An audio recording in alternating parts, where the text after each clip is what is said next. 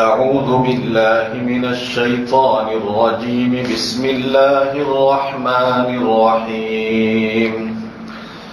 والليل إذا يغشى والنهار إذا تجلى وما خلق الذكر والأنثى إن سعيكم لشتى فأما من أعطى واتقى وصدق بالحسنى فسنيسره لليسرى وأما من بخل واستغنى وكذب بالحسنى فسنيسره للعسرى وما يغني عنه ماله إذا تردى إن علينا للهدى وإن لنا للآخرة والأولى فأنذرتكم نارا تلظى لا يصلاها إلا الأشقى الذي كذب وتولى وسيجنبها الأتقى الذي يؤتي ماله يتزكى وما لأحد عنده من نعمة تجزى إلا ابتغاء وجه ربه الأعلى ولسوف يرضى. صدق اللہ العظیم. اللہ رب العزت فرماتے ہیں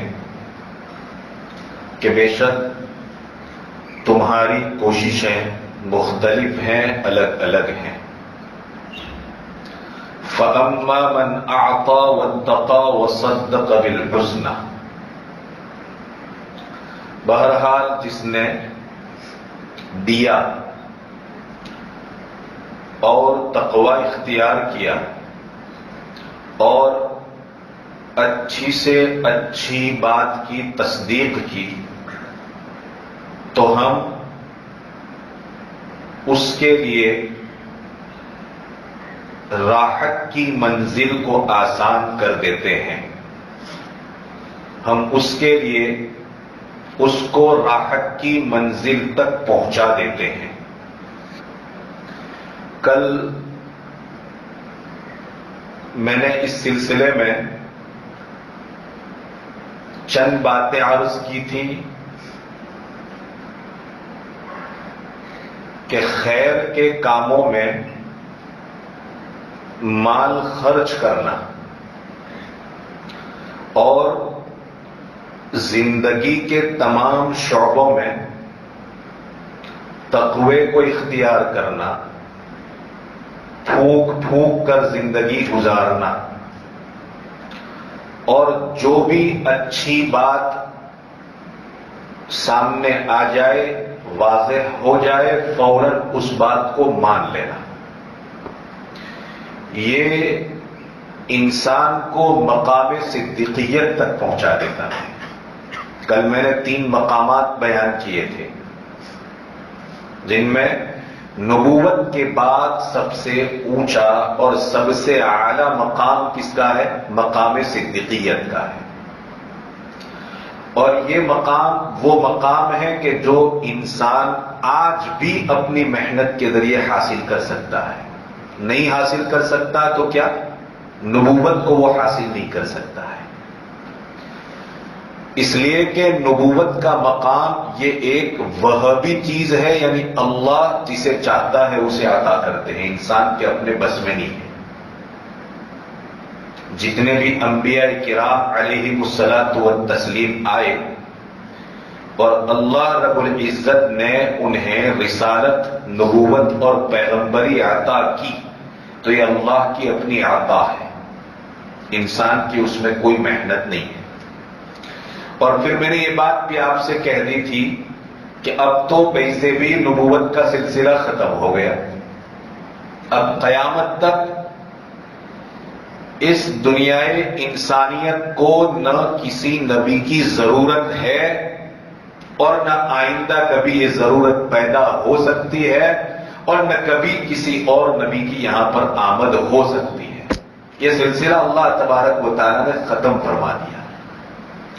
لیکن اس کے بعد کے جو 3 مقامات ہیں، جن میں سے پہلا مقام جس کو مقام صدیقیت کہا جاتا ہے، اگر کوئی انسان اس مقام پر اپنے آپ کو لے جانا چاہے تو اس کے اندر کتنی صفات ہونی چاہیے؟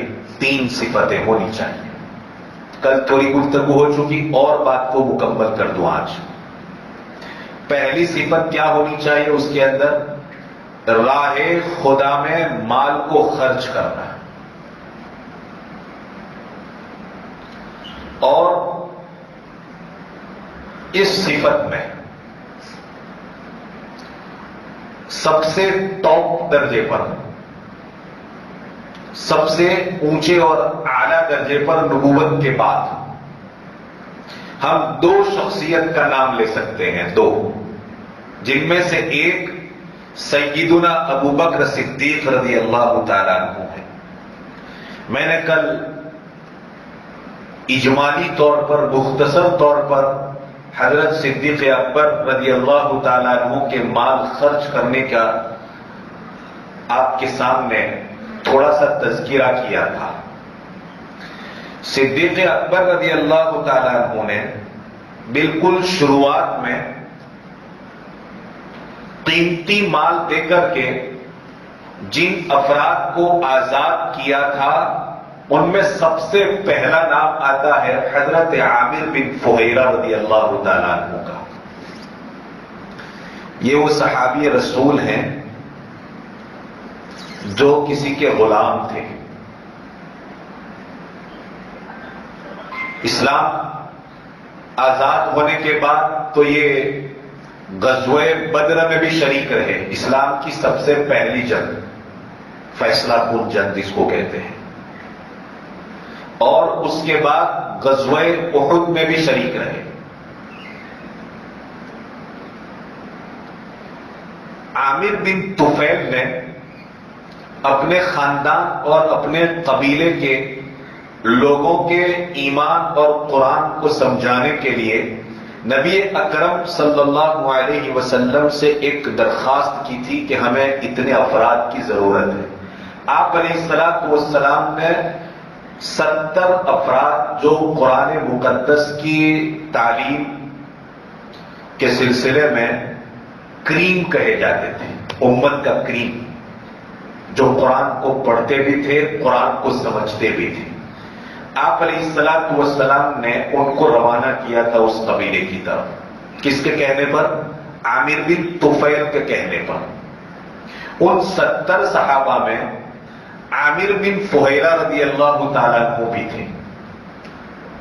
عامر بن طفیل کے ساتھیوں نے دھوکہ دے کر کے ان کو شہید کر دیا تھا۔ پتہ ہے جب بات چلی ہے تو ان کی تھوڑی بات اور بھی کھول دوں میں آپ کے سامنے۔ یہی وہ عامر بن فہیرہ رضی اللہ تعالیٰ عنہ ہے کہ جب ان کو شہید کر دیا، دھوکے سے قتل کر دیا، تو اللہ رب العزت کی طرف سے انتظام ہوا اور فرشتے دشمنوں کے پاس سے اٹھا کر ان کو لے گئے تھے۔ اس منظر کو دیکھ کر کے ان کا قاتل اسلام قبول کرنے کے اوپر مجبور ہو گیا تھا، بلکہ کئی لوگوں نے ان کے اس منظر کو دیکھ کر کے اسلام قبول کیا تھا۔ حضرت عامر بن فہیرہ رضی اللہ تعالیٰ، دشمنوں نے قتل کیا، دشمنوں کے پاس ان کی لاش پڑی تھی، وہاں سے اٹھا کر فرشتوں نے ان کو ان کی جگہ کے اوپر پہنچایا تھا۔ اس منظر کو دیکھ کر کے لوگ اسلام قبول کر لیے تھے۔ یہ اسلام کا، نبوت کے زمانے کا یہ ایک معجزہ کہہ لیجیے۔ اور صحابی رسول حضرت عامر بن فہیرہ رضی اللہ تعالیٰ عنہ کی یہ کرامت تھی۔ صدیق اکبر رضی اللہ تعالیٰ عنہ نے بڑی بھرکم قیمت دے کر کے حضرت عامر بن فہیرہ رضی اللہ تعالیٰ عنہ کو غلامی کی زنجیروں سے نکالا اور راہ خدا میں ان کو ہمیشہ کے لیے آزاد کر دیا۔ فَأَمَّا مَنْ أَعْطَىٰ، بہرحال وہ شخص جس نے راہ خدا میں اپنا مال خرچ کیا، یہ پہلے انسان ہے جس کو صدیق اکبر نے آزاد کیا اپنے مال کے ذریعے۔ مقام صدیقیت سمجھاتا ہوں میں آپ کو کہ صدیق کا اتنا اونچا مقام کیوں ہے۔ ایک تو یہ ہوئے۔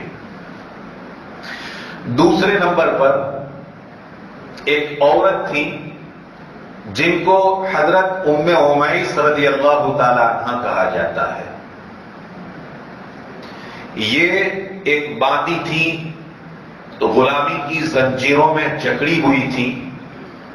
اتفاق ایسا ہوا کہ اللہ تبارک و تعالیٰ نے ان کی آنکھوں کی روشنی چھین لی تھی. جن کی یہ غلام تھی انہوں نے ان کو یہ طعنہ دیا کہ دیکھو تو سابیہ ہو گئی ہے، یعنی تو نے اپنے باپ دادا کا دین چھوڑ دیا، کفر اور شرک کا جو دین تھا تو نے اس کو چھوڑ دیا ہے، جس کی وجہ سے بی بی لات اور بی بی عزا ہے. لات اور عزا یہ دو بت تھے، عورتوں کی طرف منسوب تھے. لات اور عزا اور بہت پوجے جاتے تھے عرب معاشرے میں، ڈارک ایج میں بہت پوجے جاتے تھے یہ. اور ان کو ان کے ساتھ بڑی عقیدت تھی. کہا دیکھو تو نے اپنا باپ دادا کا دین چھوڑ دیا، کفر و شرک کو چھوڑ دیا، تو لات اور عزا نے ناراض ہو کر کے تیری آنکھوں کی بینائی کو چھین لیا ہے. یہ طعنہ دیا تھا. اس وقت غلام ہو کر باندی ہونے کے باوجود بھی، لونڈی ہونے کے باوجود بھی، عام طور پر جو انسان کسی کے ماتحت ہوتا ہے، کسی کے نیچے ہوتا ہے، انڈر دا رول، تو یاد رہیں وہ مورلٹی کے اعتبار سے کمزور ہوتا ہے. اس کے پاس جواب دینے کی ہمت نہیں ہوتی. آپ سب دکاندار ہیں، آپ کے نیچے کام کرنے والے کو آپ کچھ بات کہہ دیتے ہیں تو جلدی سے کوئی بولتا نہیں ہے کہ سیٹھ صاحب کیا ہو جائیں گے، ناراض ہو جائیں گے، نقصان ہوگا، دکان سے نکال دیں گے، تکلیف پہنچائیں گے، تنخواہ کم کر دیں گے، ہے کہ نہیں؟ ڈر رہتا ہے آدمی کو. لیکن ایمانی پاور ایک ایسا پاور ہے کہ اس پاور کے مقابلے میں دنیا کی کوئی طاقت، کوئی حیثیت نہیں رکھتی ہے. چاہے اس کا اسٹیٹس غلام کا ہو، باندی کا ہو، کمزور کا ہو، کالے کا ہو، گورے کا ہو، امیر کا ہو، غریب کا ہو، فقیر کا ہو، محتاج ہو، کچھ بھی ہو. لیکن اگر ایمان کا پاور مضبوط ہے تو پھر وہ یہ نہیں دیکھتا کہ میرے سامنے کون ہے، اور وہ یہ نہیں دیکھتا کہ میری اس بات کا نتیجہ اور انجام کیا نکلے گا، اس کا ری ایکشن کیا ہوگا، اس کا رد عمل کیا ہوگا، اس کی پرتکریا کیا ہوگی، وہ نہیں دیکھتا ہے. ام عمیس باندی ہے، لونڈی ہے. جب ان سے یہ بات کہی گئی کہ لات اور عزا کی نافرمانی کی بنیاد پر تمہاری آنکھوں کو انہوں نے لے لیا، آنکھوں کی روشنی کو لے لیا ہے، قربان جاؤں ام عمیس کی دلیری، ان کی جرأت کے اوپر، ان کی ہمت کے اوپر. جواب دیا میں قسم کھا کر کے یہ بات کہتی ہوں کہ لات اور عزا میں ذرہ برابر نہ نفع پہنچانے کی صلاحیت ہے، نہ نقصان پہنچانے کی صلاحیت ہے. یہ میری آنکھیں جو لی ہے وہ تو میرے خالق اور میرے مالک، میرے پروردگار اور میرے کریٹر نے لے لی ہے. علماء نے لکھا ہے، یہاں پر راویوں نے اس بات کو نریٹیٹ کیا ہے کہ اللہ تبارک و تعالیٰ نے اس کے اس ایمان کی بنیاد پر اور اس جرأت مندانہ جواب کی بنیاد پر آنکھوں کی روشنی اور بینائی کو واپس کر دیا. یہ ام عمیس.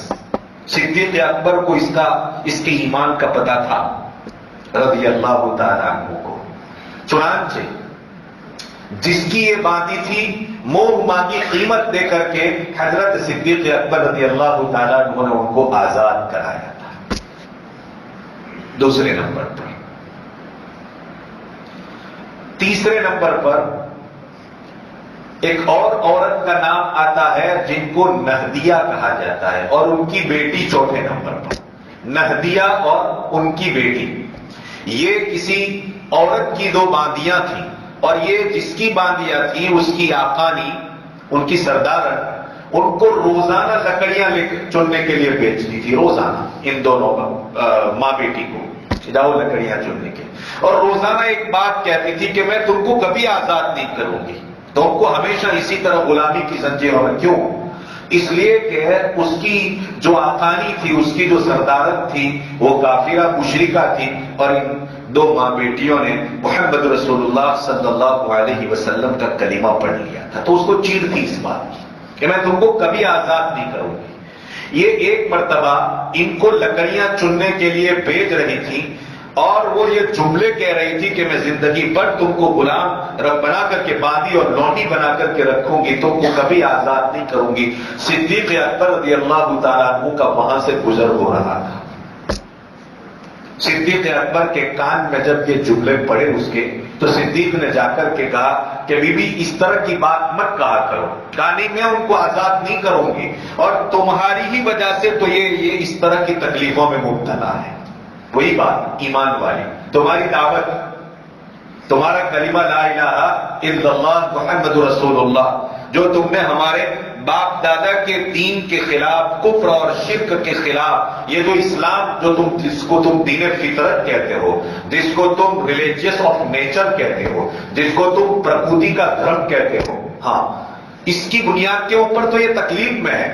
کہا بی بی ایسا مت کہو، تم کیا چاہتی ہو بتاؤ، تم اس کی قیمت کیا چاہتی ہو؟ کہا تم نہیں دو گے، کہا تم بتاؤ تم اس کی کیا قیمت چاہتے ہو؟ کہا اتنی قیمت، کہا جاؤ میں نے تم کو دے دیا، اور حضرت صدیق اکبر رضی اللہ تعالیٰ عنہ نے خرید کر نہدیہ کو اور ان کی بیٹی دونوں کو راہ خدا میں آزاد کر دیا۔ فَأَمَّا مَنْ أَعْطَى، بہرحال وہ جس نے راہ خیر میں اپنا مال خرچ کیا۔ یہیں سے ایک اسلام کا کانسیپٹ نظر آتا ہے کہ اسلام ہمیشہ دبے کچلے طبقے کے حقوق کے لیے فائٹ کرتا ہے، ہمیشہ۔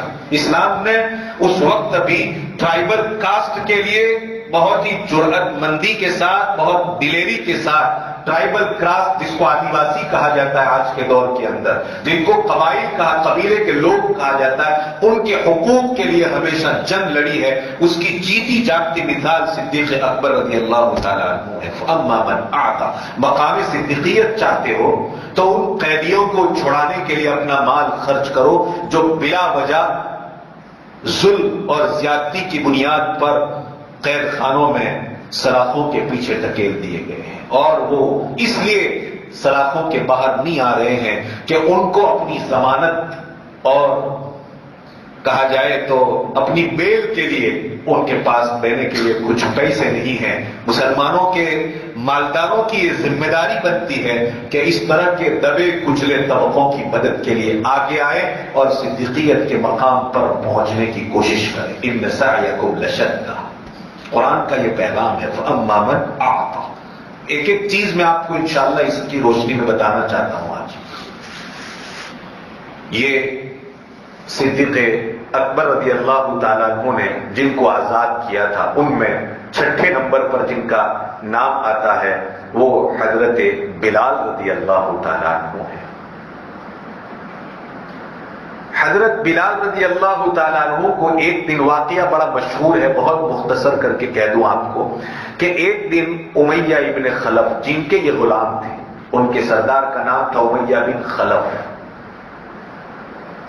یہ بدترین کافروں میں سے ایک کافر تھا، جیسے ابو لہب بدترین کافروں میں سے ایک کافر ابو لہب تھا، جس کے بارے میں پوری ایک سورت اللہ تبارک و تعالیٰ نے قرآن میں اتارا تھی، اس کی مذمت کے اوپر۔ تبت یدا ابی لہب وتب ما اغنى عنه ماله وما كسب سيصلى نارا ذات لهب وامرأته حمالة الحطب في جيدها حبل من مسد۔ یہ اسی کافر کی برائی میں اور اسی کافر کی مذمت میں اور اس کے قابل مذمت اعمال کے سلسلے میں اللہ تبارک و تعالیٰ نے قرآن مقدس کے اندر یہ پوری سورت نازل کی۔ گزشتہ رمضان کی سورت کی میں نے آپ کے سامنے تفسیر کی تھی اور الحمدللہ تم بھول بھی گئے اس کو۔ جی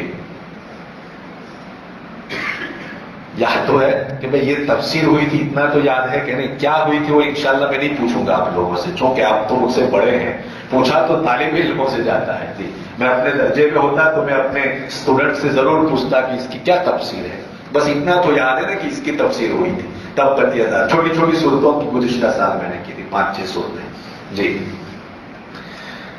تو بدترین کافر، اسی طرح امیہ ابن خلف بھی بدترین کافر تھا، جس کے بارے میں یہ آیت نازل ہوئی ہے وما یغنی عنہ مالہ اذا تردی۔ بہرحال سخت ترین دھوپ تھی، اور ویسے بھی ریگستان میں جب سورج اپنی آب و تاب کے ساتھ نکلتا ہے تو ریگستان کو، پتھریلی زمین کو حد سے زیادہ گرما دیتا ہے، انسان اس پر بغیر چپل جوتے کے نہیں چل سکتا ہے۔ آپ نے دیکھا ہوگا مکہ المکرمہ مدینہ المنورہ جب جاتے ہیں تو حرمین کو چھوڑ کر کے باہر کے ایڑیے پر جب ہم پاؤں رکھتے ہیں تو پاؤں جلس جاتے ہیں، پھر بھی کچھ دل جلے ہوتے ہیں سرکار مدینہ کے عشق میں کہ پورے مدینے میں کھلے پاؤں گھومتے ہیں۔ عشق کا مسئلہ ہے جی، ہم کبھی ان کے بارے میں کوئی جملہ نہیں کہتے۔ عشق چیز ہی ایسی ہے، انسان 7 سمندر پار کرتا ہے عشق کے لیے۔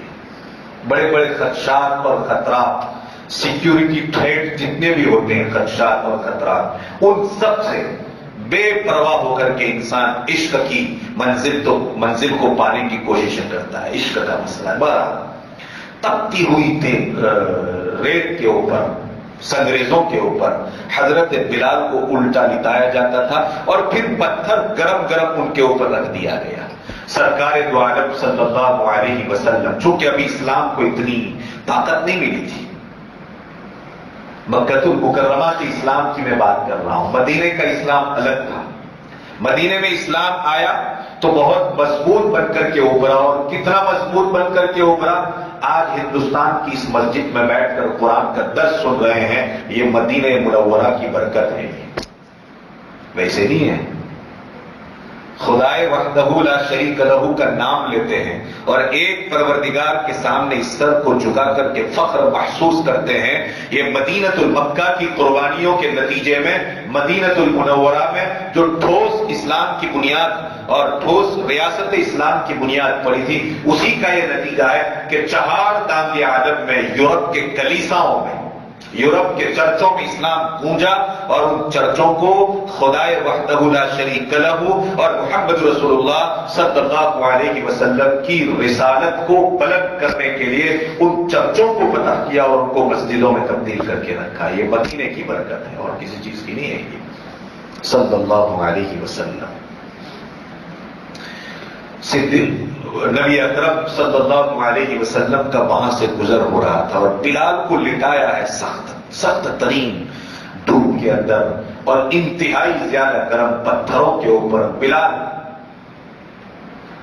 جملے کسے جا رہے ہیں بلال کے اوپر، چھوڑ دو محمد کو صلی اللہ علیہ وسلم کو، رسالت کا اقرار کیا ہے، چھوڑ دو، ہاں ایک خدا کی عبادت کا ایگریمنٹ ہے، توڑ دیجئے اس ایگریمنٹ کو۔ یہ بات بار بار کہی جا رہی ہے اور بلال کی زبان سے بار بار ایک ہی صدا بلند ہوتی ہے، اب کبھی لات و عزا کی عبادت نہیں ہو سکتی، احد احد احد، ایک ہی رب کی عبادت ہوگی، ایک ہی رب کی عبادت ہوگی، ایک ہی نبی کا کلمہ پڑھا ہے، اب میں کسی اور کا کلمہ نہیں پڑھ سکتا ہوں۔ سرکار نے یہ جملہ سنا تو ایک ہی جملہ کہہ کر کے وہاں سے رخصت ہوئے، بلال اصبروا، صبر کرو، وقت آئے گا۔ یہ جگر گردے کی بات ہے، یہ اصبروا، صبر کرو۔ بلال نے بھی محمد رسول اللہ صلی اللہ علیہ وسلم کا وہ کلمہ پڑھا تھا کہ یا رسول اللہ، آپ کے کلمے کی بنیاد پر بلال کو تپتی ہوئی دھوپ میں اور تپتے ہوئے سنگریزوں پر تو کیا لٹایا جائے، اگر بلال کی جان بھی دے دینی پڑے تو بلال اس کے لیے بھی تیار ہے۔ اصبر یا بلال، اے بلال صبر کرو، وقت آئے گا، انتظار کرو۔ اللہ کے رسول صلی اللہ علیہ وسلم دل میں اس منظر کو محسوس کر رہے تھے۔ آپ کے پاس تو آپ تو رحمت للعالمین تھے، آپ جیسا مہربان اور شفقت سے لبریز دل کسی کو ملا ہے کہ ملے گا؟ آپ سے زیادہ شفیق کوئی ہو سکتا ہے؟ آپ اپنوں کی کیا بات کرتے ہو، آپ اپنے پڑایوں اور خیروں کے لیے تڑپ اٹھے تھے۔ آپ کا تو وہ تڑپتا ہوا دل اللہ تبارک و تعالیٰ نے آپ کو عطا فرمایا تھا۔ اندر سے آپ کے جذبات بہت مجروح تھے، کیا کیا جائے؟ گئے اور سیدھے صدیق اکبر رضی اللہ تعالیٰ عنہ سے حضرت بلال کا واقعہ بیان کیا کہ صدیق، بلال کا حال تو یہ ہوا ہے۔ کیا کہنا تھا رسول اللہ صلی اللہ علیہ وسلم کا؟ اللہ کے رسول کی خدمت سے اٹھ کر گئے اور صدیق اکبر رضی اللہ تعالیٰ عنہ نے امیہ ابن خلف کو جا کر کے کہا، کیا مانگتا ہے بولو، اس کی کیا قیمت؟ ایسی قیمت کی کہ چکا ہی نہ سکے، کیونکہ بلال کی وہ قیمت نہیں تھی۔ میں نے کل بتایا تھا وہ تو ایک غلام تھے، ٹرائبل شیڈیول کاسٹ، بالکل لوور کلاس کے بلال تو تھے خاندانی اعتبار سے، اور دور دراز یعنی کہ ملک حبشہ سے آئے تھے، شام سے بلال تو آئے تھے، کالے کروٹے تھے، جسمانی وجود بھی کوئی اتنی حیثیت نہیں رکھتا تھا۔ تو ان کو اتنی قیمت کون دے گا؟ کہا کیا چاہیے؟ کہا ایک رتن سونا. ایک رتن اس زمانے کے اعتبار سے بڑا قیمتی سونا تھا یہ. صدیق اکبر نے کہا لیجیے یہ ایک رتن سونا. غلام کو حیران تھے امیہ ابن خلف، بلکہ صدیق اکبر کے والد. کل میں نے کہا تھا ابو قحافہ حیران ہو گئے، ایک معمولی اور کمزور غلام کی اتنی قیمت دے دی. لیکن کل میں نے بتایا تھا آپ کو کہ کیا حیثیت رکھتا ہے ایک رتن سونا بلال کے ایمان کے مقابلے میں. آزاد کیا بلال کو. پھر کیا آزادی ملی بلال کو؟ آزادی ملی تو ایسی آزادی ملی کہ فتح مکہ کے موقع کے اوپر شرفائے عرب کے سامنے سب سے پہلے جو اذان کے کلمات جس کی زبان سے کانوں میں پڑھ رہے تھے، وہ جس کی زبان سے کہلوائے گئے تھے، وہ کون تھے؟ حضرت بلال ابن ابی رباح، جن کو بلال حبشی رضی اللہ تعالیٰ عنہ کہا. آزادی تو اتنی ملی صدیق اکبر کی. فاما من اعطا، مقام صدیقیت چاہتے ہیں. قسم خدا کی یہ وہ مقام ہے کہ جس مقام کو پانے کے لیے اگر انسان اپنا سب کچھ بھی قربان کر دے تب بھی سستا سودا ہے. صدیق اکبر رضی اللہ تعالیٰ نے سب کچھ قربان کر دیا. تو ایک شخصیت تو اس مقام پر یہ براجمان نظر آتی ہے. اور میں نے کل بتایا تھا کہ اتفاق مفسرین یہ آیت صدیق اکبر کے بارے میں نازل ہوئی ہے. اور دوسری شخصیت، اس پر اگر کسی کو رکھا جا سکتا ہے دو مقام، یعنی اس زمانے میں اس مقام کو پانے والوں میں دو، بتائیے کون ہو سکتا ہے دوسرا؟ عثمان ابن عفان رضی اللہ تعالیٰ. حضرت عثمان ابن عفان رضی اللہ تعالیٰ عنہ. کیا حضرت عثمان ابن عفان کا جگر تھا. مدینہ المنورہ کی ریاست ہے، بلکہ مکہ المکرمہ میں لشکروں کی روانگی ہوتی تھی تو کئی لشکر حضرت عثمان ابن عفان رضی اللہ تعالیٰ عنہ کے مال سے روانہ کیے جاتے تھے. آج ایک ملک دوسرے ملک کے اوپر چڑھائی کرتا ہے تو اس کو اس ملک پر چڑھائی کرنے کے لیے پارلیمنٹ میں اس لشکر کا ایک بجٹ تیار کیا جاتا ہے اور پوری ریاست، پورا اسٹیٹ مل کر کے اس بجٹ کو پورا کرنے کی کوشش کرتا ہے. تب جا کر کے کسی ملک کے اوپر چڑھائی ہوتی ہے. یہ امریکہ اور یہ اور وہ جو دندناتے ہوئے غریب اور دبے کچلے ملکوں کے اوپر جنہوں نے اب تک ظلم و ستم ڈھایا ہے، ان کو بھی چڑھائی کرنے کے لیے ایک بجٹ کی ضرورت پڑی. اور جب یہ بجٹ پورا ہو گیا تو دبا کر کے بھاگنے کے اوپر مجبور ہوئے. ایسے لشکر کو روانہ کرنے کے لیے عثمان کا تنہا مال کافی ہو جاتا تھا. یہ حضرت عثمان ابن عفان. فاما من اعطا، بہرحال وہ انسان جس نے راہ خدا میں مال خرچ کیا. ایک واقعہ ہے عثمان ابن عفان رضی اللہ تعالیٰ عنہ کا، ان کے خرچ کا. مدینے میں جو پانی کی تنگی تھی آپ جانتے ہیں کہ یہ پورا کون اس کو کس نے صرف کیا، اس پر کس نے مال خرچ کیا؟ وہ کنویں کا پورا حضرت عثمان ابن عفان رضی اللہ تعالیٰ عنہ نے عطا کیا. فاما من اعطا. مسجد نبوی معاذ اور معوذ، وہ سہل اور سہیل دو بچوں سے جو خریدی گئی تھی، اس مال کو کس نے ادا کیا؟ حضرت عثمان ابن عفان رضی اللہ تعالیٰ عنہ نے. نبی اکرم صلی اللہ علیہ وسلم کے بعد اور حضرت عمر ابن خطاب رضی اللہ تعالیٰ عنہ کے بعد مسجد نبوی کا ایکسٹینشن اور مسجد نبوی کے رینوویشن میں سب کا سب مال کسی نے خرچ کیا تو وہ کون ہے؟ حضرت عثمان ابن عفان رضی اللہ تعالیٰ عنہ ہے. میں نے مسجد کے افتتاح کے موقع پر یہ بات بیان کی تھی. آج ہم مدینہ المنورہ جاتے ہیں، اللہ ہم کو بار بار لے جائے. قبلے کی جانب میں جو دیوار ہے وہ دیوار بھی کس نے بنوائی تھی؟ حضرت عثمان ابن عفان رضی اللہ تعالیٰ عنہ نے. پرانی مسجد کی جو دیواریں گچ اور چونے سے اور پتھروں سے جو نقش کروائی گئی وہ کس نے کروائی تھی؟ حضرت عثمان ابن عفان رضی اللہ تعالیٰ عنہ نے. میں کیا بتاؤں عثمان ابن عفان کے خرچ کا. دوستو یہ واقعات اس لیے بیان کر رہا ہوں تاکہ میرے اندر سب سے پہلے اس بات کا ذوق اور شوق پیدا ہو اور میری اسپرٹ بنے اور میرے اندر یہ جذبہ پیدا ہو کہ راہ خدا میں خرچ کرنے کے لیے تو عثمان ابن عفان کا خزانہ بھی مل جائے تو وہ بھی کم پڑ جائے. ایسا جذبہ انسان کے اندر ہونا چاہیے، ورنہ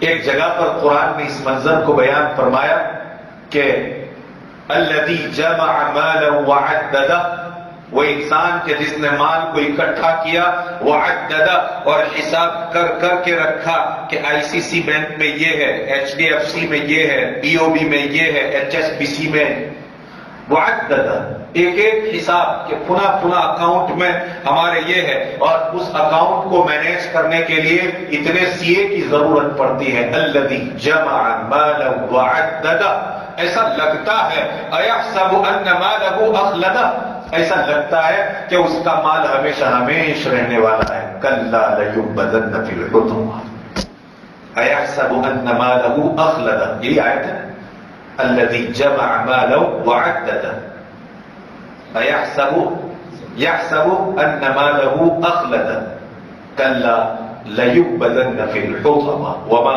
ادراک ما الحطمہ، وہ تو جہنم میں چونکا جائے گا۔ اگر اس کا حق ادا نہیں ہوا تو سیطوقون بما بخلوا، سیطوقون بہ ما بخلوا یوم القیامہ، یہی مال روز قیامت گلے کا توق بنا کر کے پہنا دیا جائے گا، جہنم کی آگ کا توق بنا کر کے پہنایا جائے گا، اس وجہ سے کہ اس مال کا حق ادا نہیں ہوا۔ اللہ مال کا حق ادا کرنے کی مجھے اور آپ کو سبھی کو توفیق عطا فرمائے۔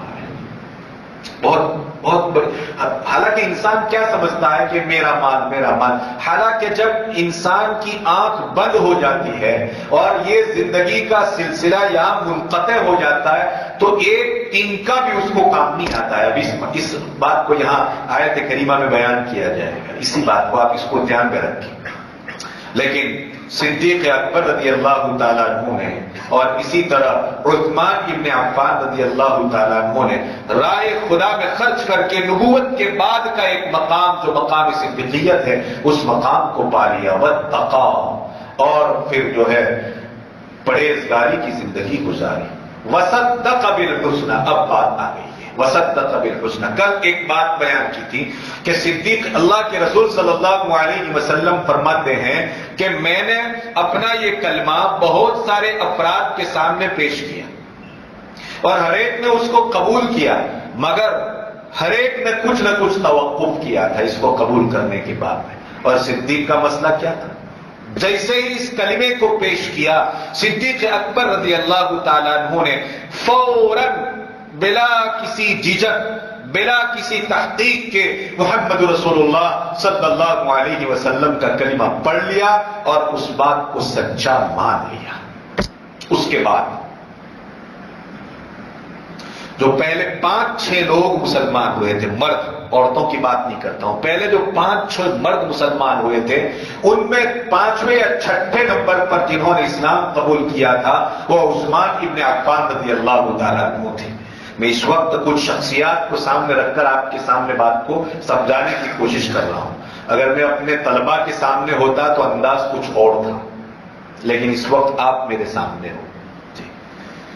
حضرت عثمان ابن عفان رضی اللہ تعالیٰ عنہ 5ویں یا 6ٹھے نمبر پر اسلام قبول کرنے والے۔ دلچسپ بات ہے، صدیق اکبر رضی اللہ تعالیٰ عنہ نے اسلام قبول کیا محمد رسول اللہ صلی اللہ علیہ وسلم کی دعوت پر کوئی توقف کیے بغیر، توقف یعنی کسی چیز کا انتظار کیے بغیر، وداؤٹ اینی ہیزیٹیشن، کسی طرح کی جھجک کے بغیر، فوراً جیسے ہی آپ نے اسلام پیش کیا، صدیق اکبر رضی اللہ تعالیٰ عنہ نے اس اسلام کو قبول کیا تو عثمان ابن عفان رضی اللہ تعالیٰ عنہ نے اسلام قبول کیا حضرت صدیق اکبر رضی اللہ تعالیٰ عنہ کی دعوت کے اوپر۔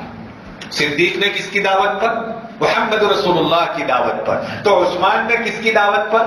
ابو بکر صدیق رضی اللہ تعالیٰ عنہ کی دعوت پر اسلام قبول کیا۔ وصدق بالحسنى، جس کو کہتے ہیں اچھی سے اچھی بات کی تصدیق کی۔ صدیق نے اچھی سے اچھی بات کی تصدیق کی محمد کے کہنے پر صلی اللہ علیہ وسلم، تو مقام صدیقیت کے اوپر پہنچ گئے۔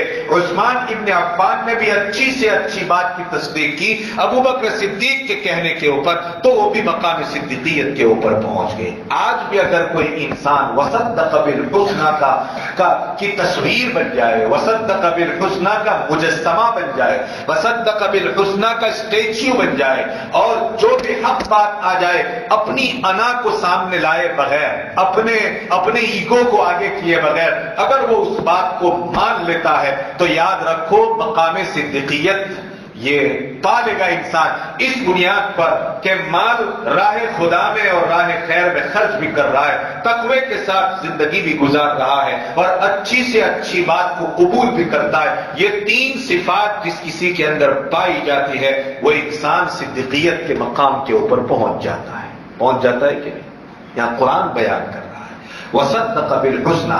ہمارے معاشرے میں بھی اب سمجھیے اچھی سے اچھی بات, میں نے کل اچھی خاصی تفصیل کی تھی اس کے اوپر کہ پہلے نمبر پر کیا آتا ہے اچھی سے اچھی بات میں کلمہ توحید لا الہ الا اللہ محمد رسول اللہ. بڑی عجیب بات ہے کہ ہر انسان کے اوپر, چاہے وہ مسلمان, چاہے وہ کافر ہو, چاہے وہ مشرک ہو, وہ کسی بھی ریلیجیس کو بلیو کرنے والا ہو, یا پھر وہ دہریہ ہو, یا ناستک ہو, کسی بھی مذہب کو ماننے والا نہ ہو, ایک زمانہ اس کی زندگی کے اندر ایسا ضرور آتا ہے کہ ایک وقت میں اس کے سامنے حق واضح ہو جاتا ہے. حق ایک مرتبہ تو واضح ہو ہی جاتا ہے, بس اب یہ ہے کہ وہ اس کو مانتا ہے کہ نہیں مانتا, یہ اس کا مسئلہ ہے.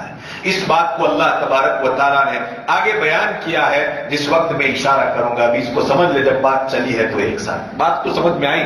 زندگی میں ایک وقت ایسا ضرور آتا ہے, میں بتاؤں اس کی مثال دیتا ہوں آپ کے سامنے. خواجہ ابو طالب نبی اکرم صلی اللہ علیہ وسلم کی 10 سال تک سرپرستی فرمائی.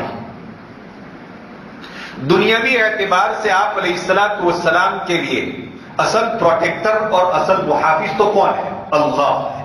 لیکن دنیاوی اعتبار سے, دارالاسباب کے اعتبار سے, دنیاوی اعتبار سے سب سے زیادہ پروٹیکشن کا کام کیا ہے 10 سال تک تو کس نے کیا؟ اللہ کے رسول صلی اللہ علیہ وسلم کا پروٹیکٹر بن کر کے. بولو, خواجہ ابو طالب نے. بڑی دلچسپ بات ہے یہ, 10 سال تک. اچھا, اور ہر وقت آپ علیہ الصلوۃ والسلام اپنے چچا ابو طالب کے ایمان کی فکر فرماتے تھے, ہر وقت ایمان کی فکر فرماتے تھے. بار بار اپنے چچا کے سامنے اپنا ایمان پیش کرتے تھے, اسلام پیش کرتے تھے. چچا میں عطا بھی تھا, مال بھی خوب خرچ کرتے تھے, بہت ہی پھونک کر زندگی گزارتے تھے چچا ابو طالب. ان میں بہادری بھی تھی, دلیری بھی تھی, اور بھی بہت ساری صفات تھیں. لیکن بات آئی وصدق بالحسنی کی, اچھی سے اچھی بات کی تصدیق کرنے کی, اچھی سے اچھی بات کی تصدیق کرنے کی, یعنی کس کی؟ لا الہ الا اللہ محمد رسول اللہ کی تصدیق کرنے کی. تو موت کے بستر کے اوپر سوتے سوتے یہ بات کہی تھی کہ بھتیجے میں سمجھتا ہوں, دیکھو حق واضح ہو گیا ابو طالب کے اوپر کہ محمد یعنی میرا بھتیجا جس دین کو پیش کرتا ہے وہ دین بالکل کیسا ہے؟ سچا ہے. اس حقیقت کو, یہ حقیقت جو ہے واضح ہو چکی تھی, یہ ریئلٹی ان کے سامنے بالکل ڈسپلے ہو چکی تھی. لیکن ایک ایگو تھا, انا, جو بات میں آپ کو سمجھانا چاہتا ہوں. ایگو, انا, سمجھتے ہیں نا انسان کا اپنا پراؤڈ, میں تیری بات کیوں مانوں. بس ایک ایگو اور ایک انا یہاں پر آڑے آئی. کیا تھی کہ لوگ معاشرے کی خاندان بنو ہاشم اور خاندان قریش کی عورتیں یہ کہے گی کہ ابو طالب نے مرتے ہوئے ڈرتے ڈرتے اپنے باپ دادا کے مذہب کو چھوڑ دیا ہے. میں یہ تانا سننا نہیں چاہتا, یعنی موت کے بعد کا تانا سننا نہیں چاہتا. بات کچھ سمجھ میں آ رہی ہے؟ وصدق بالحسنی کے اوپر عمل نہیں ہوا. نتیجہ کیا نکلا؟ نتیجہ یہ نکلا کہ وہ اتنے سارے اوصاف کے باوجود بھی وہ آخرت کے کامیاب انسان نہیں بن سکے. یہ ابو طالب کا مرحلہ ہے. اور میں تھوڑا اوپر چلتا ہوں. ابو جہل, ابو لہب اور امیہ ابن خلف. توجہ دیں گے انشاءاللہ, بات سمجھ میں آئے گی. کیوں بات سمجھ میں نہ آئے؟ اللہ اور اس کے رسول کی باتیں ہیں یہ تو صلی اللہ علیہ وسلم.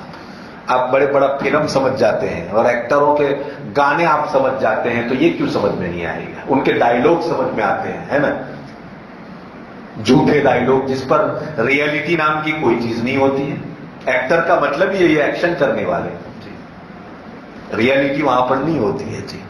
یہ تو میں بات کر رہا ہوں محمد رسول اللہ صلی اللہ علیہ وسلم پر اترنے والے کلام کی بات کرتا ہوں. آپ تھوڑا سا میں اوپر لے جاتا ہوں آپ کو. جب شخصیت کی بات نکلی ہے تو آج کھول کر بیان کرتا ہوں. ابو طالب وہ بھی ایک کافر ہوئے، وہ بھی ایک مشرک ہوئے، لیکن ان کا کفر اور ان کا شرک اس درجے کا نہیں ہے جس درجے کا کفر اور شرک کس کا تھا؟ ابو جہل کا تھا.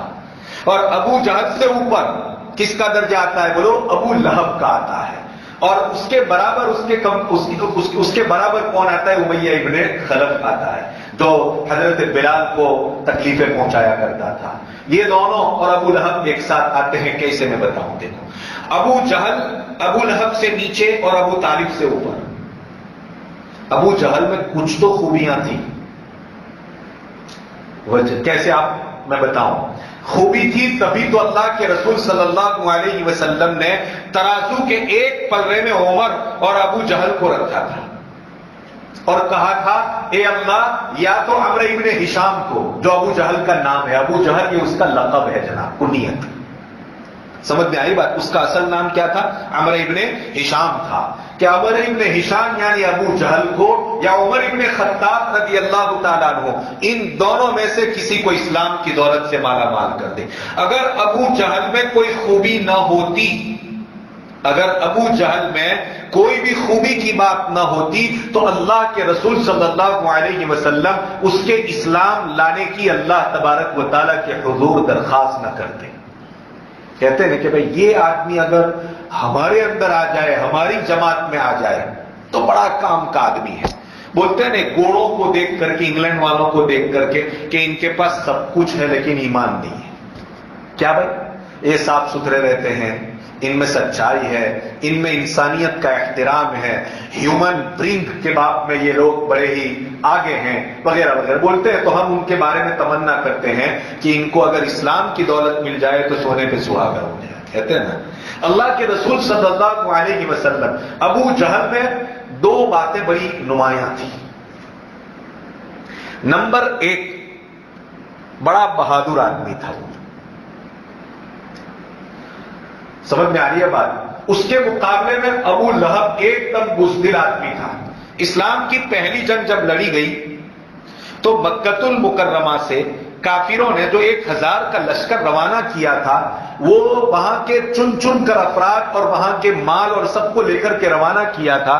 چنانچہ ابو جہل تو خود نکلا تھا، لیکن ابو لہب نے کرائے کے 2 آدمی اپنی طرف سے بھیج دیے تھے، پیسے دے کر کے. کچھ سمجھ میں آ رہی ہے بات؟ پیسے والا بہت تھا، بہت مال دیا تھا اللہ تبارک و تعالیٰ نے اس کو. لیکن تبت یدا میں فرمایا ما اغنا عنہ مالہ وما کسب، اس کا مال بھی اور اس کی کمائی ہوئی ایک بھی چیز اس کے کام نہیں آئی. کچھ سمجھ رہے ہیں؟ تو ابو جہل میں بہادری تھی، ابو لہب پکا بزدل تھا. اور دوسرے نمبر پر ابو جہل کے اندر ایک خوبی صرف یہ پائی جاتی تھی کہ وہ اپنے نظریے پر اور اپنے کانسیپٹ پر مر مٹنے والا آدمی تھا. اسی لیے تو جو کفر اگرچہ غلط تھا، وہ شرک میں غلط تھا، لیکن اپنے کفر و شرک کے نظریے کی حفاظت کے لیے، اس کے ڈیفینس کے لیے اور اس کے دفاع کے لیے کہاں سے نکلا؟ مکے سے نکلا. اور کہاں تک گیا بولو؟ بدر کے میدان میں گیا اور 2 چھوٹے بچوں نے اس کا خمار اتار کر کے رکھ دیا، معاذ اور معوذ نے. تفصیلی واقعہ ہے جو اس وقت اس کی اجازت نہیں دیتا ہے. ویسے بھی آپ لوگ واقعات سننے کے بڑے عادی ہوتے ہیں، لیکن کسی موقع پر انشاءاللہ امام بخاری نے بڑی تفصیل کے ساتھ اس واقعے کو ذکر فرمایا ہے. جی جب اس کا موقع ہوگا تو بیان کروں گا انشاءاللہ. معاذ اور معوذ نے اس کا کام تمام کر. خیر، تو یہ 2 باتیں تھیں اس کے اندر، لیکن اس کے باوجود بھی واتقى، تقوی نہیں تھا. اور وصدق بالحسنى، اچھی سے اچھی بات یعنی کہ کلمہ توحید کی اس نے تصدیق نہیں کی، کلمہ توحید کو اس نے مانا نہیں، کلمہ توحید کو اس نے ریجیکٹ کر دیا. یہ کفر کا دوسرا درجہ. جیسے ادھر درجہ تھا بولو صدیقیت، اس کے بعد نیچے کا درجہ آتا ہے عمر ابن خطاب رضی اللہ تعالیٰ عنہ. اب دیکھیں، اب حضرت عثمان 5ویں 6ٹھے مسلمان ہیں اور بہت مختصر مدت پہ اسلام قبول کر لیا، لیکن ابو جہل اور عمر ابن خطاب رضی اللہ تعالیٰ عنہ کے بارے میں آپ علیہ الصلوۃ والسلام نے جب مطالبہ کی، اللہ سے درخواست کی تھی، تو حضرت عمر ابن خطاب رضی اللہ تعالیٰ عنہ نے تصدیق کی تو صحیح، لیکن کافی دیر کے بعد 6 سال کے بعد اسلام قبول کیا. کتنے سالوں کے بعد؟ 6 سال کے بعد. ان کو بھی مقام تو ملا مگر مقام صدیقیت نہیں ملا. کون سا مقام ملا؟ مقام شہداء ملا. دوسرا مقام، نبوت کے بعد صدیق کے بعد کس کا مقام آتا ہے؟ شہید کا مقام آتا ہے. اس کے اوپر پھر 2 آدمی آتے ہیں، ایک عمر ابن خطاب رضی اللہ تعالیٰ عنہ اور دوسرے نمبر پر سید الشہداء اور نبی اکرم صلی اللہ علیہ وسلم کے محبوب چچا حضرت حمزہ رضی اللہ تعالیٰ عنہ کا نام آتا ہے. یہ مقام شہداء ہے. آج بھی یہ مقام انسان پا سکتا ہے. اسم بے نہ ہوئے مقام لیوانا چاہتا ہے نہیں. اس مقام کو پانے کے لیے تو کسی شاعر نے بہت خوب کہا ہے، نہ مسجد میں نہ مندر میں نہ کعبۃ اللہ کے سائے میں، نہ مسجد میں نہ مندر میں نہ کعبۃ اللہ کے سائے میں، نماز عشق ادا ہوتی ہے تلواروں کے سائے میں. نہ مسجد میں نہ مندر میں نہ کعبۃ اللہ کے سائے میں. اس مسجد میں تو ابھی ہم پڑھ رہے ہیں، نماز تو وہاں پڑھنی، نماز کا مزہ تو وہاں آئے گا جہاں دن دناتی ہوئی اور تیز ترار دھوپ میں ایک دم چمکتی دمکتی تلوار سر کے اوپر ہو اور وہاں پر عشق کی نماز ادا کی جائے تو اس کو کہتے ہیں. ذرا تو جو ایسیا نتی چالتو کہ 2 દિવસ પછી کیا ہے بھائی بن رہا ہے کچھ ہجو ہے کہ نہیں. اگر یہ چٹائی آج اٹھا دی جائے تو جواب دینا ان لوگوں کو بھاری پڑ جائے. جی یہ برداشت نہیں ہو سکتا ہم سے. تو نہ مندر میں نہ مسجد میں نہ کعبۃ اللہ کے سائے میں، نماز عشق ادا ہوتی ہے تلواروں کے سائے میں. حضرت عمر نے بھی پھر نماز عشق کو ادا کیا کہاں؟ تلواروں کے سائے میں. سید الشہداء حضرت حمزہ رضی اللہ تعالیٰ عنہ شہید ہوئے. کیسی شہادت آپ تصور کریں، انسان کے رونگٹے کھڑے ہو جاتے ہیں، ہے کہ نہیں. وحشی ابن حرب نے آپ کو شہید کیا اور ہندا نے ان کا سینہ چاک کر کے ان کا کلیجہ نکال کر کے چبایا تھا. ناک کاٹ دی تھی، ہونٹ کاٹ دیے تھے حضرت حمزہ رضی اللہ. یہ ہے ایک مقام جس مقام کو مقام شہادت کہا جاتا ہے، شہیدوں کا ایک مقام ہے. تو اس طرح یہاں بھی درجے ہیں، ادھر یہاں بھی درجے ہیں. اور سب سے نیچے جو آتا ہے وہ صالحین کا مقام آتا ہے. ہم میں کا ہر ایک شخص، کل بتایا تھا میں نے، صالح بننا پڑے گا. اس مقام کو تو ہم میں سے ہر ایک کو پانا ہے. اس کے لیے تو بہت آسان کوشش ہے. نماز پڑھو، روزہ رکھو، زکات دو، اچھے اخلاق سے پیش آؤ، صبر کرو، شکر کرو. نعمتیں ملی ہے تو شکر کرو، مصیبتیں آئی ہے تو صبر کرو، گیلے شکوے نہ کرو. یہ صالحین میں آنے والا مقام ہے.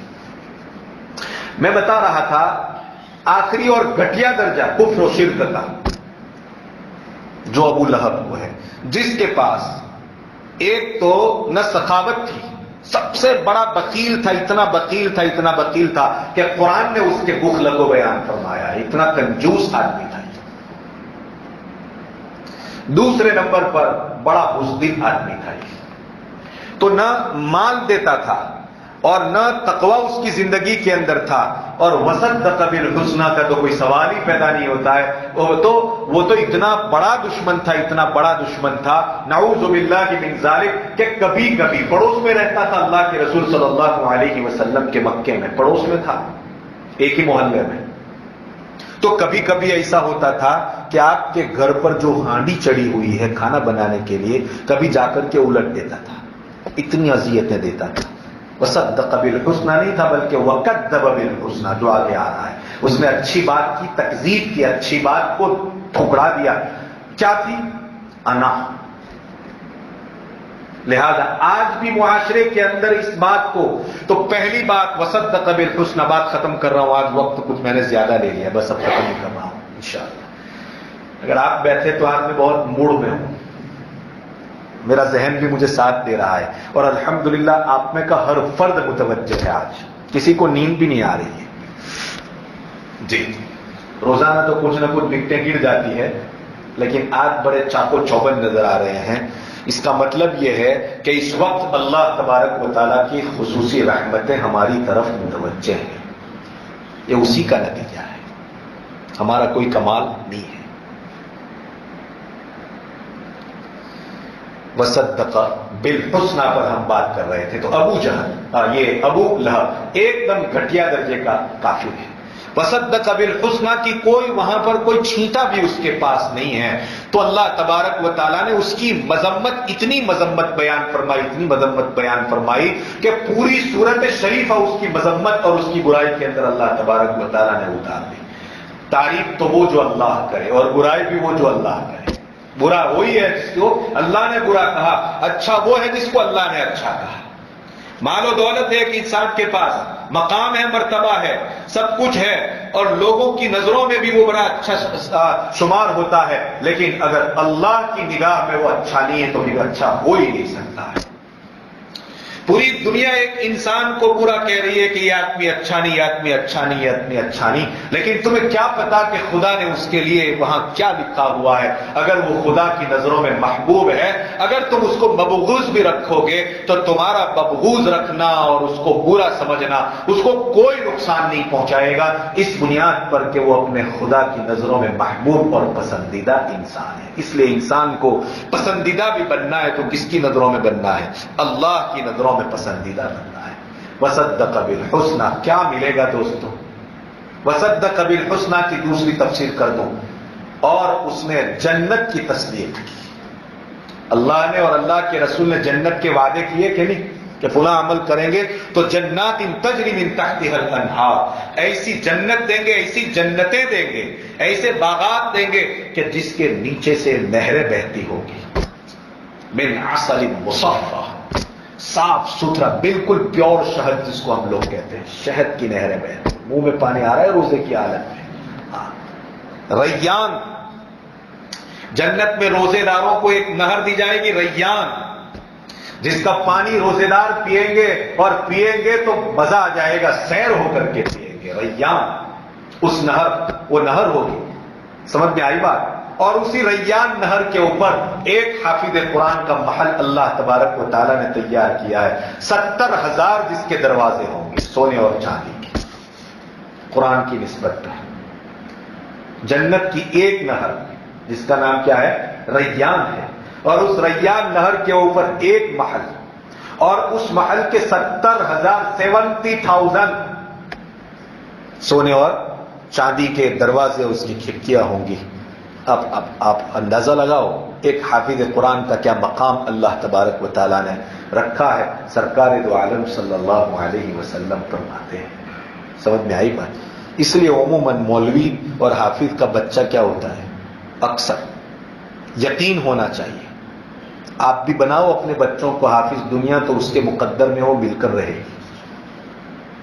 میرے مقدر کی دنیا کیا کوئی مجھ سے چھین سکتا ہے؟ میں حافظ بنا، میں عالم بنا۔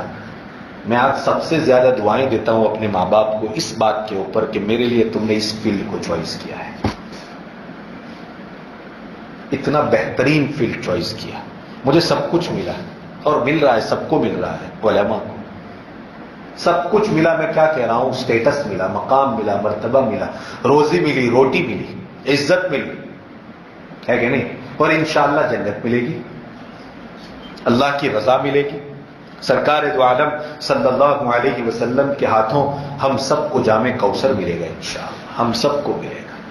شیخ صاحب نے بڑی اچھی بات کہی ہے، بدارا بنے کا بے بخشت کری، شنیدم کے در روز امید و بین۔ میں نے سنا ہے کہ امید و بین جب بڑا خدشہ اور خطرے کا دن ہوگا، لوگ کیا ہوگا بھائی؟ آج رزلٹ ہے 12ویں کا، مثال کے طور پر ہر بچہ صبح سے فکر مند ہوتا ہے، رات کو نیند نہیں آتی ہے۔ وہ قیامت کا دن ہوگا، پہلی ڈے آف ججمنٹ ہے، فیصلے کا دن ہے۔ پتہ نہیں ہمارا شمار اور ہمارا فیصلہ کیا ہوتا ہے، جنتی ہونے کا یا جہنمی ہونے کا ہمارے لیے فیصلہ ہے۔ ہر انسان پریشان اس موقع کے اوپر۔ بڑی عجیب اور یہ دلچسپ باتیں ہیں جو اس وقت آپ لوگوں کے توجہ اور اللہ کے فضل سے ذہن پر آ رہی ہے، اور جو مولانا امام صاحب کیا نام اپنے اشفاق صاحب نے پہلے دن ایک بات کہی تھی کہ مجمع کی طلب پر باتیں کھلتی ہیں. اگر اسی طلب کے ساتھ ہم رہیں گے تو انشاءاللہ ہم چلتے رہیں گے انشاءاللہ ثم انشاءاللہ. فَسَنُيَسِّرُهُ، تو جنت کی میں بات کر رہا تھا، آخری بات کہہ کر کے اپنی بات ختم کر. اس کے بعد اللہ تبارک و تعالیٰ فرماتے ہیں فَسَنُيَسِّرُهُ لِلْيُسْرَىٰ، ہم راحت کی منزل تک اس کو پہنچا دیں گے. میں نے اس کا ایک الگ ترجمہ کر دیا، ہم اس کے لیے آسان کر دیں گے راحت کی منزل کو. کیا ہے راحت کی منزل بتاؤ؟ کہاں جا کر راحت ملے گی انسان؟ یہاں تو ہم مسافر ہیں. کن فی الدنیا کأنک غریب. سمجھ میں آ رہی ہے بات؟ اللہ کے رسول فرما رہے دنیا میں ایسے زندگی گزارو جس طرح ایک اجنبی آدمی زندگی گزارتا ہے. ایک مسافر نکلتا ہے گھر سے، کسی درخت کا سایہ اس کو نظر آتا ہے، وہاں کچھ دیر کے لیے اپنے جسم کو سستانے کے لیے وہاں پر لیٹ جاتا ہے، پھر اگلی منزل کے روانہ ہو جاتا ہے. بس موت آئے گی تو پتہ چلے گا کہ اس مسافر کی طرح ایک درخت کے سائے میں کچھ دیر کے لیے لیٹے ہوئے تھے، اب چلو ادھر کو. کہاں؟ اب بلاوا آیا ہے. اس کے لیے فَسَنُيَسِّرُهُ لِلْيُسْرَىٰ. 3 کام اپنے گلے کا توق بنا کر کے رکھ دیجئے. اللہ نے دیا ہے تو خرچ کیجئے، پھونک پھونک کر زندگی گزاریے. بزنس میں نقصان ہو تو ہو جائے، لیکن میں خوف خدا کو اپنے ہاتھ سے جانے نہیں دوں گا. معاشرے سے عزت چلی جائے کوئی مسئلہ نہیں، ان العزت للہ جمیعا، پوری عزت کا مالک تو اللہ ہے، مل جائے گی دوبارہ، لیکن جھوٹ نہیں بولوں گا. میری تجارت کے گراہک کم ہو جائیں تو ہو جائیں، لیکن میں گھٹیا چیز کو اعلیٰ بنا کر پیش نہیں کروں گا. یہ ہے تقویٰ. اور وصدق بالحسنی، جب بھی ڈیبیٹ ہو، بحث ہو، کوئی اچھی بات تمہارے سامنے کوئی لے کر کے آ جائے، چاہے آپ کا دوست آپ سے روٹھ جائے تو روٹھ جائے. لا طاعت لمخلوق فی معصیت الخالق. سرکار فرماتے ہیں کہ اللہ تبارک و تعالیٰ کی نافرمانی میں کبھی بھی مخلوق کی اطاعت مت کرنا. مخلوق ناراض ہو جائے سو ہو جائے، لیکن ہمارے سامنے ایک حق واضح ہو چکا ہے، وصدق بالحسنی، اس حق کو فوراً قبول کریں اور اپنی انا کو چھوڑیں، اپنی ایگو کو چھوڑیں، تو انشاءاللہ تم انشاءاللہ صدیقین کا مقام پا لیں گے. اللہ تبارک و تعالیٰ سے دعا کرتا ہوں کہ اللہ تبارک و تعالیٰ ہم سب کو ان لوگوں میں شامل فرما دے گئے، صدیقین میں شامل فرما دے گا. اللہ تبارک و تعالیٰ ہمیں بھی یہ مقام عطا فرماوے. درود شریف پڑھ لیجیے. اللہم صلی علی سیدنا محمد وعلی آل سیدنا محمد وبارک وسلم. کریم پروردگار، ہم تیرے گنہگار بندے ہیں، ہمارے گناہوں کو معاف فرما دے، زندگی کی بدعمالیوں سے درگزر فرما دے. اے اللہ، تو نے ہمارا اسی لیے انتخاب فرمایا اور تو نے توفیق بھی دی ہے کہ آج رمضان المبارک عطا فرما کر تو نے اس کا روزہ رکھنے کی توفیق دی. اے اللہ، قرآن پڑھنے کی توفیق دی، قرآن سننے کی توفیق دی. اے اللہ، قرآن سمجھنے کی توفیق دی. اے کریم پروردگار، تو نے تراویح کی توفیق دی. تو یہی لگتا ہے کہ تو ہم کو نوازنا چاہتا ہے.